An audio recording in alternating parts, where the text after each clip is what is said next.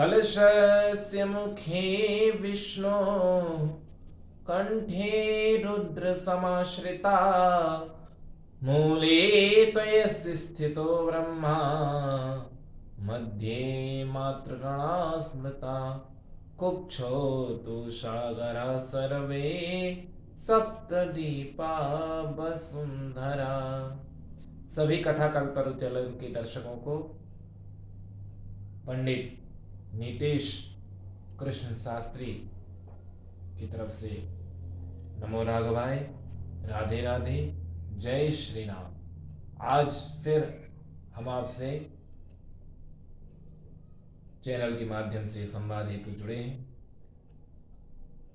हम सभी प्रत्येक धर्म कार्य एवं पूजा में देखते हैं कि जब भी कोई धर्म कार्य होता है तो कर्मकांडी ब्राह्मण प्रत्येक पूजा में स्वस्ति कलश की स्थापना करवाते हैं। तो स्वस्ति कलश की स्थापना करवाने का उद्देश्य क्या है, या उस स्वस्ति कलश की स्थापना के पीछे क्या कारण है कि स्वस्ति कलश की स्थापना प्रत्येक पूजा में अनिवार्य है। कलश क्या है,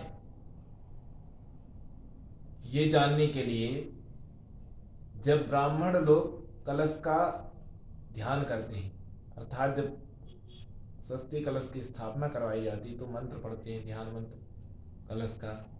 वो क्या है? कला कला ही देवानां दानवानां कला कला संग्रह्य निर्मितो यस्मात् कलशस्तेन कथ्यते, कलशस्तेन कथ्यते।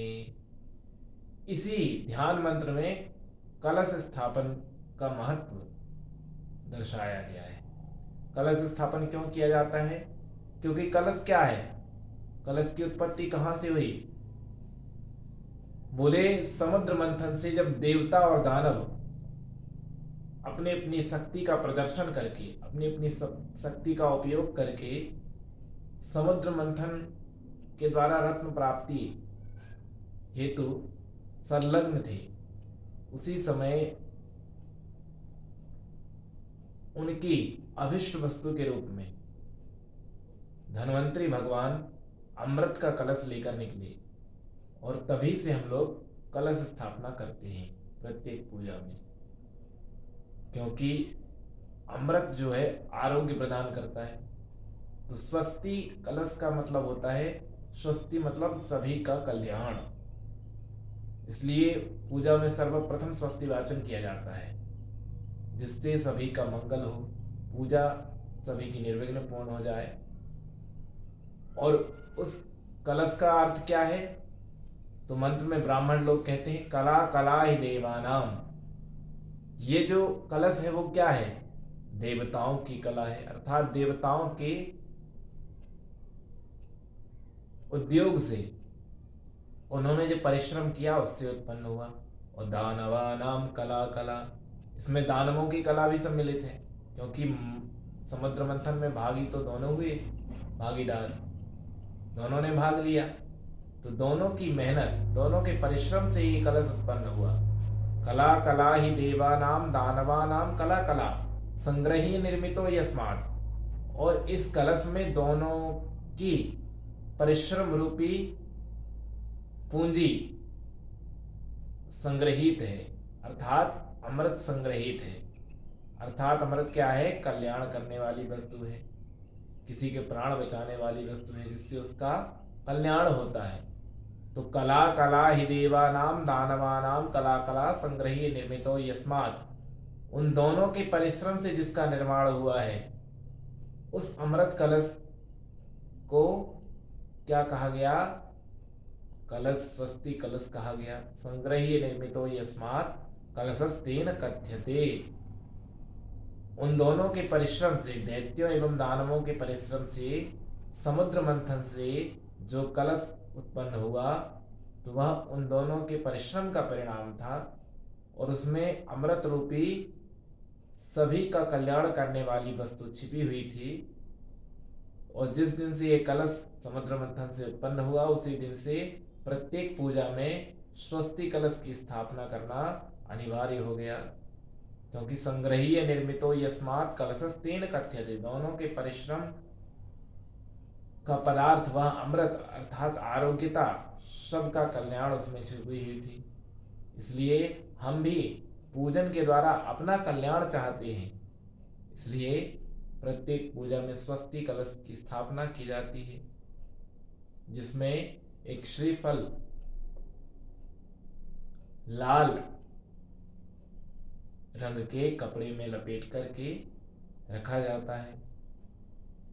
उसके अंदर अन्न भर करके, चावल इत्यादि भर करके, पंच पल्लव लगा करके, आम के 5 पत्ते, इस प्रकार स्वस्ति कलश तैयार होता है। और अमृत मंथन से स्वस्ति कलश स्थापन आरंभ हुआ। अब इस कलश में किस किस का निवास होता है, तो फिर अभी जो मंत्र गाया गया वह वैदिक मंत्र है, और इसमें किस किस का निवास स्थान है ये लौकिक मंत्र में बताया जाता है। वो मंत्र क्या है? कलशस्य मुखे विष्णु कंठे रुद्र समाश्रिता, मूले तो ब्रह्मा मध्ये मातृणा स्मृता। कलशस्य मुखे विष्णु, कलश के मुख में विष्णु का वास है। कंठे रुद्र समाश्रिता, और जो कलश की कंठ है अर्थात जो गर्दन है, जिसमें हम लाल मौली धागा बांधते हैं, उसमें रुद्र का वास है, शंकर जी का वास है। मूले तो स्थितो ब्रह्मा, उसके मूल में अर्थात गहराई के अंदर, जो कलश की गहराई है उसके अंदर ब्रह्मा जी का वास है। मध्य मातृणा स्मृता, कलश के मध्य में मातृगणों का वास है। कुक्षो तो सागर सर्वे, कलश की कुक्षी में समस्त सागरों का वास है। कुक्षो तो सागरा सर्वे सप्तद्वीपाव सुंदरा, सप्तद्वीप बती यह पृथ्वी, कलश के आधार अर्थात कलश के नीचे जिस भूमि पर कलश रखा जाता है उसमें समस्त सागर और पृथ्वी निवास करते हैं, जहाँ पर कलश रखा जाता है। इस प्रकार से कलश स्थापन का महत्व है, और यह समुद्र मंथन से प्रारंभ हुआ। अच्छा, इसी में एक तथ्य और ध्यान देने योग्य है। ये कलश लेकर धन्वंतरी भगवान धन त्रयोदशी के दिन निकले थे, तो उस दिन हमें स्वस्ति कलश की पूजन करनी चाहिए। उस दिन औषधियों का पूजन करना चाहिए, कलश का पूजन करना चाहिए। तो हम लोग क्या करते हैं? नए बर्तन लेने चले जाते हैं, नए नए सामान खरीदते हैं, उस दिन गाड़ी खरीदते हैं। ये भी करना चाहिए, इनका भी महत्व है, पर मुख्य रूप से स्वस्ति कलश की पूजा करनी चाहिए, जो आयुर्वेदिक जड़ी बूटियां हैं। क्योंकि उस दिन अमृत कलश, अमृत निकला था, तो वह आरोग्य प्रदान करने वाला है, इसलिए उस दिन आंवला, हर्रा, बहेड़ा, इनका पूजन करना चाहिए। ये औषधीय वृक्ष हैं, और स्वस्ति कलश का मुख्य रूप से पूजन करना चाहिए। उसके बाद आप स्वर्ण भी खरीद सकते हैं, सोना, चांदी, नए वाहन इत्यादि सभी खरीद सकते हैं, पर मूल में स्वस्ति कलश की पूजा है, और औषधीय वृक्षों की पूजा धन त्रयोदशी के दिन अवश्य करनी चाहिए।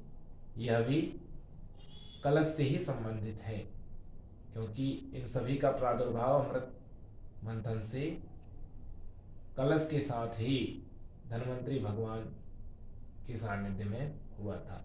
बस इतना निवेदन करते हुए आज आप सभी से पुनः प्रणाम करते हुए विदा लेते हैं। नमो राघवाय, राधे राधे, जय श्री राम। आप सभी को यह वीडियो पसंद आई हो तो सभी वीडियो को लाइक करें, कथा कल्पतरु चैनल को सब्सक्राइब करें। पुनः एक बार कथावाचक पंडित नीतेश कृष्ण शास्त्री की ओर से आप सभी को प्रणाम। राधे राधे। जय श्री राम।